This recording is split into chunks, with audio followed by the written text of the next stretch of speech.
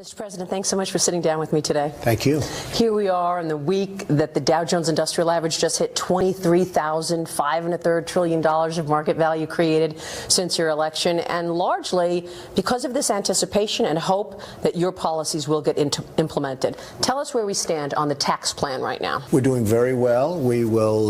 We had a fantastic vote, as you know, and our budget is indirectly passed.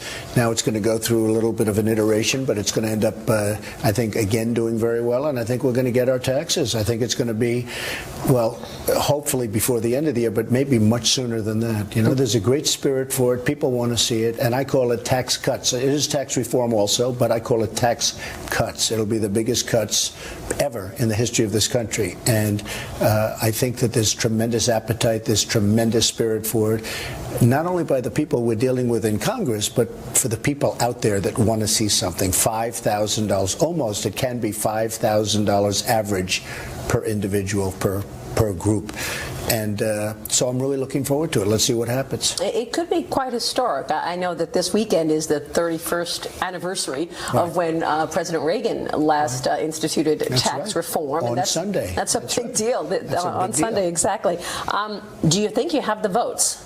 I think we have the votes. I think that Rand Paul actually is going to vote for the tax cuts. I think that other people, you know, we had tremendous enthusiasm this time. Healthcare, I was told, was tougher, but it was close. I mean, so far, I would say it's not even a contest. And I will tell you, speaking of healthcare, I believe we're going to get that also. It'll be in the form of block grants to the different states, and it'll be a wonderful healthcare. It'll be a tremendous healthcare managed properly in smaller doses where you can really do it much more individually. So I think we're going to get that also in a little bit later, probably in 3 or 4 months from now. But I do believe we'll have that long before the election in 2018.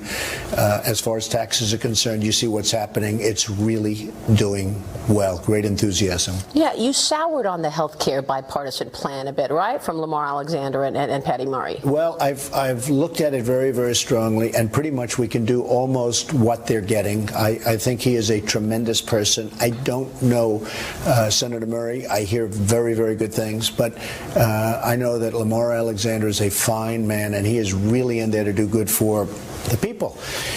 We can do pretty much what we have to do with that. You know, the Secretary has tremendous leeway under the Obama plans. One of the things that they did, because it was so messed up, they had no choice but to give the Secretary leeway, because they knew he or she would have to be changing all the time. And we can pretty much do whatever we have to do just the way it is. So this was going to be temporary prior to repeal and replace. We're going to repeal and replace Obamacare. And I think we actually have the votes. People are criticizing me for saying that. I think we actually have the votes for that. You know, we were basically one short. And I think we're going to have the votes for that also, Maria. Yeah, I want to ask you about that, because even your supporters say, you know, he's got fantastic policies. We want to see this through, but the bickering and the feuding actually gets in the way. So obviously the feuding with Senator Corker, I think there's a personal thing going on between you and Senator McCain. Do you worry that this bickering and feuding gets in the way of your agenda? No, and sometimes it helps, to be honest with you. So we'll see what happens in the end. But I think actually sometimes it helps. Sometimes it gets people to do what they're supposed to be doing. And, you know, that's the way it is. I just want what's right. And I think for the most part they want what's right, too. So we'll see what happens. But I do believe we have the votes for health care at the appropriate time. And I think that we're going to have the votes for taxes. And I will say the fact that health care is so difficult, I think, makes the taxes easier. The Republicans want to get it done. And it's a tremendous tax cut. I mean, especially for the middle class and especially for business. We have, you know, we're losing our companies. We have companies leaving. And I have to say, since I've been elected, that's really stopped. It's really slowed down. There's a tremendous enthusiasm for business in this country. So a lot of things have changed. And you see the job creation as well this year. It's been so fantastic. If they can't get this tax bill done this year, should they forego Thanksgiving and Christmas? Should they be here if they don't have a bill on your desk by Thanksgiving? Well, I think they should, and I think they will. I think a lot of things are happening, unless you know it's going to be right after that. But I don't even like them leaving. But I will say this. I want to get it by the end of the year, but I'd be very disappointed if it took that long. It could be substantially less than that, depending on what happens when we send the bill back to the House. You know, they'll send it back, and if people are going to go and, you know, make 200 suggestions as opposed to maybe no suggestions, because it's a great bill. It's going to be a great bill. And we're adjusting. We're adjusting so that there's no way that the middle class doesn't greatly benefit. Every once in a while, there's a method under which, you know, it could be that some people in the middle class won't benefit as much as we want them to benefit. And we're making certain adjustments.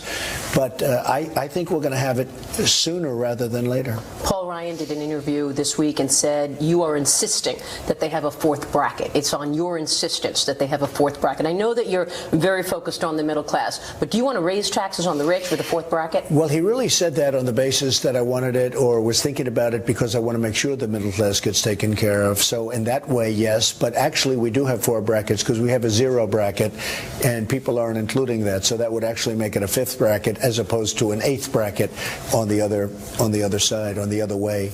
I call it our competition, which is the competition of the past.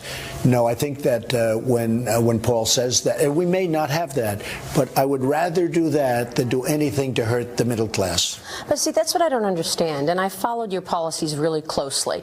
The state and local income tax deduction elimination, you take that away, and then you go to a fifth bracket or a fourth bracket, however you want to say it, and you get a higher rate for the top earners. Right. If the top earners pay 80% of the taxes, why are you so afraid to cut taxes on the top earners?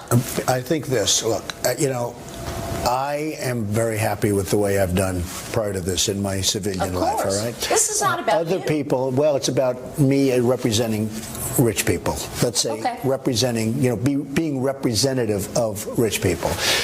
It's very interesting to me. Bob Kraft was down. He was very nice. He owns the Patriots. He gave me a Super Bowl ring a month ago, and he left. Putin shook his, and right? which was very nice. Yeah, that's right. But he left this beautiful ring, and I immediately give it to the White House, and they put it someplace, and that's the way it is. But he said to me, he's a good man. He said to me, "You have to do us all a favor.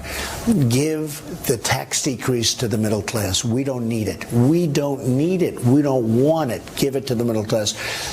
And I've had many people, very wealthy people, tell me the same thing. I've had very few say, "I want more, I want more." They really want to see, you know, the middle class has really not done very well over the last long period of time.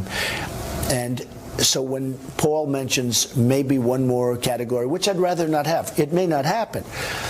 But the only reason I would have, and he does say this, he's very plain in what he said, is if for any reason I feel the middle class is not being properly taken care of. The corporate tax down, you know, maybe is the most important, and we have a lot of most importance, but bringing it down from 35 down to 20%, that's a massive, I mean, it's the biggest that we've ever done. That's a big deal on the corporate rate, for sure. It's a big deal for companies. It's a big deal for investment. I think one of the other ones is expensing. You know, when you write something off in 1 year as opposed to, you know, over many years, I think that's going to be tremendous. We have so many things in this plan that are going to be for growth. And, you know, your next question is going to be deficits and all. And I fully understand that, and we all understand it. And growth, if we pick up 1 point on GDP, that's $2.5 trillion, if you think of it. 2.5, it more than pays for everything. And I think we pick up much more than 1 point. And I've been the one that's saying we're going to hit 3 sooner rather than later. Well, last quarter we hit 3.2. Yeah. We haven't been there, Maria, we haven't been there in a long time. It's been a long time. Yeah. As you know, the previous administration didn't hit it for the year for 8 years. In 8 years, it didn't hit it at all. Here we hit it in, you know, an early quarter for me. And actually, before that, it was down in the ones. It was down in the ones. Yeah, people got used to like 1.5% growth for a long time. Well, you know, I call up, I've become friendly with leaders of other very, very, you know, large countries. And I'd say, "How are you doing?" And they would say, "We are not doing well. We are not doing well. GDP is at 7%. GDP is at 8%. We are not happy." And I'm saying, you know, we had it at 1%. So I really think we can do much more than a point. Let's see what happens. But 1 point is $2.5 trillion and millions of jobs. Let me ask you about your courting of the Democrats recently. I mean, the reason that I brought up this other bracket is because I feel like the Republicans get bullied by the left, by this whole talking point of it's always tax cuts for the rich. Yeah. You've been By traveling. the way, that's an automatic talking point. Exactly. I mean, so did Schumer, you get I bullied along with again? Are you Schumer. getting bullied again? I don't think so. I mean, it doesn't seem like it. We just got the budget If passed. you get a fifth bracket, But here's the you're thing. getting bullied. Schumer, I like Schumer. But before he even knows the plan, say, oh, this is for the rich. It's for, he doesn't even know what the plan is. And he's screaming it's for the rich. He did it with health care, too. He said, this is for the rich. This is for the rich. You're not going to get your coverage. Everybody is going to go into hospitals. It's going to be terrible. The world is coming to an end, okay? Didn't even know what the plan was. And that's okay. You know, we're all learning politics, right? And he said that. Well, he says the same thing, because I saw him 2 days ago, before he really knew what was happening. He said, oh, no, it's for the rich. It's an automatic statement. It's like in business. You ask for twice as much. I mean, Right. Well, you go back with Chuck Schumer. I mean, do. you're both from I New do. York. No, I've Do you always think gotten this along is with him. helpful in terms of your negotiations? I don't think it matters. I mean, I really don't. But I met with the Senate Finance Committee. I met with the Republicans, Democrats together, right across the hallway. 2 days ago, we had a great meeting. Ron Wyden is their chairman. We had a fantastic meeting. There's a lot of similarity. They want tax cuts also, Maria. They want tax cuts, and they want them as fast as possible. Now, they don't want to say it, and they're saying, oh, gee, you know, the middle class, I call them the working people, because they really are the working people, but the middle class doesn't benefit. That's their standard, but they know it. They do benefit. They're the big beneficiaries. The other big beneficiary are jobs. Wages. Right, and that's been your jobs. priority. Well, it's been my priority. And if you look at what I've done between regulations, I've cut more regulations in 9 months than any president has cut during the entire term that they're in. Nobody's You're cut better regulations. than President Bush. I mean, the federal pages are down 30% under your leadership. Well, and by the way, I've just begun, because So there's more regulation well, rolled there's back a lot on? more. I mean, really a lot more. I mean, I think I can double it before it's over, but a lot of it's statutory, where you have to give a 90-day notice, and then you have to give 120 days. We've given those notices. I mean, we're going to be doing a lot more. But you look at, Keystone Pipeline, Dakota Access Pipeline. These were all dead projects. I approved them in my first few days. I mean, literally in my first few days. See, I think that's why we had a 3.1% GDP, because of the regulation rollback that you did. There are some industries that are not that regulated. I'm wondering what you think about tech right now, because you have these companies that are more powerful than ever before. They've got everything, all this data on us. They're selling the data. Should the tech companies be more regulated? Well, I guess some people talk about freedom, and other people talk about we want to know who's taking ads or doing whatever. And I would imagine something's going to come down along the line like we're doing right now for regular, whether it's a commercial or not, for a normal broadcast company. It'll be very interesting to see. That's an argument that's happening right now. Okay. It'll be very interesting to see there are two very distinct views on that. I can go either way on it. Mr. President, who do you want to see running the Fed? Well, as you know, I've been seeing a number of people, and most people are saying it's down to two, Mr. Taylor, Mr. Powell. I also met with Janet Yellen, who I like a lot. I really like her a lot. So I have three people that I'm looking at, and there are a couple of others. I'd say I will make my decision very shortly, pretty shortly. Isn't there a way that you can get Taylor and Powell in there? Because you've got a vice chairman opening as well. You can actually put them both in there. Is that in your thinking? It is in my thinking, and I have a couple of other things in my thinking, but I like talent, and they're both very talented people. And it's a hard decision. It's actually a very, very important decision. Most people have no idea how important that position is. That position is actually more important. A lot of people say get rid of the Fed, take the Fed out.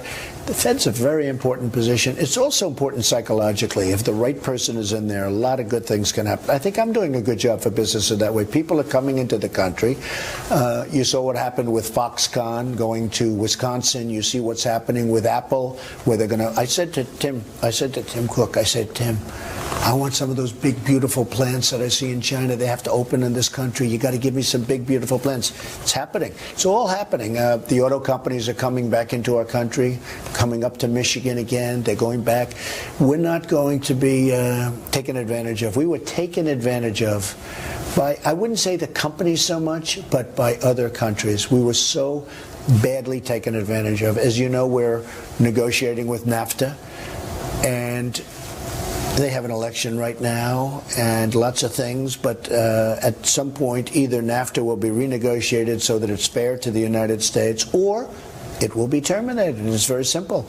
People think that's a very tough statement, but it will probably be renegotiated. But if it's not successfully renegotiated so it's fair for the United States, it will be terminated. He is a very elegant man. He is a tough, strong, four-star Marine.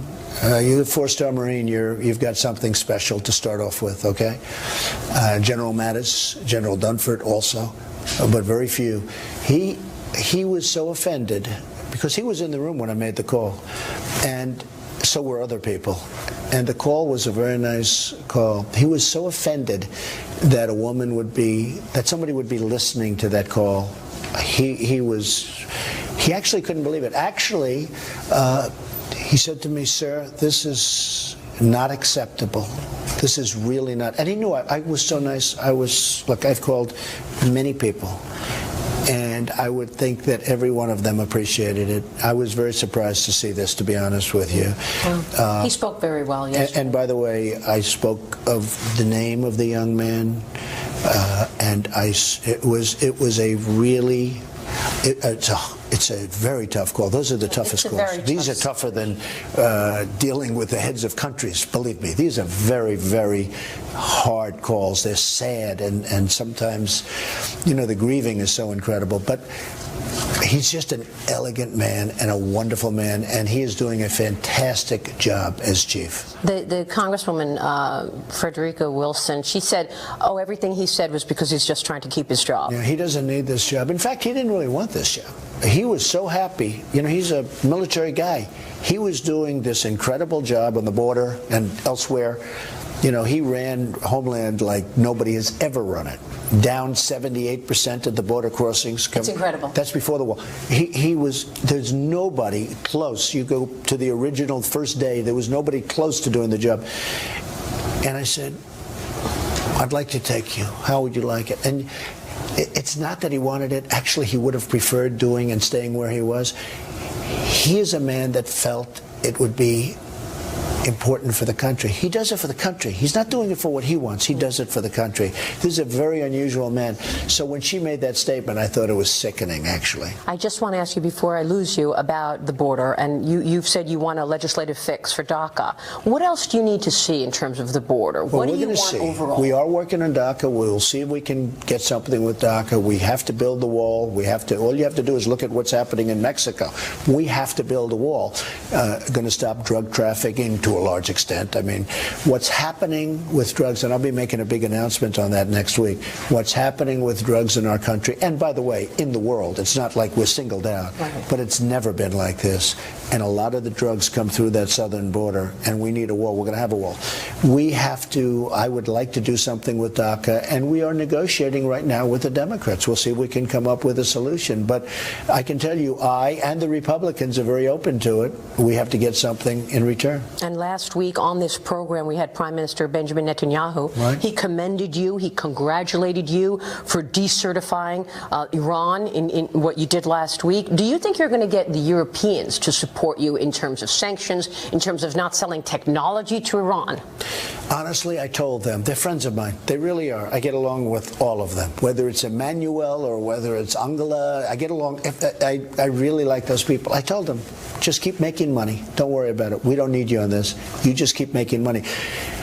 When Iran buys things from Germany and from France and from the various, billions of dollars, even us, they were going to buy Boeings. I don't know what's going to happen with the deal. We'll see what happens with the deal. But when they buy those things, it's a little harder for those countries to do something. Would they do it if I really was insistent? I believe they would. I told them, just keep making money. Don't worry. We don't need you on this one. And on North Korea, is our policy with China just about what it does with North Korea, or do we have a separate policy with China for something else? China has been, I've developed a very good relationship with President Xi. President Xi is right now going through his Congress, and it's going to be something very soon is going to happen that gives him something that few leaders of China have ever had. And I'm really good with that. And to be honest with, I told him this, I want to keep things very, very low-key until such time as he gets that. I want him to get that. I think he deserves it. He's a good man. But they have been helping us. They're closing off their banking systems to North Korea. They have cut the oil way down. Now, the banking systems we can see because it all comes through here, as you know. The oil, you can never really see what's going on, but the oil is way down. The oil is, they're doing a lot of things. For the first time ever. For the first time ever. There was a recent article that said I have the greatest relationship of any president, the two of us, and I think we do. I really do. I don't want to be foolish. He's for China, and I'm for the U.S., okay? So we start off with that. But we do have a very good, I would say, an exceptional relationship. And China's really helping us. And we'll see, with respect to North Korea, look, 93% of the things going into North Korea come through China. China is big stuff. I believe he's got the power to do something very significant with respect to North Korea. We'll see what happens.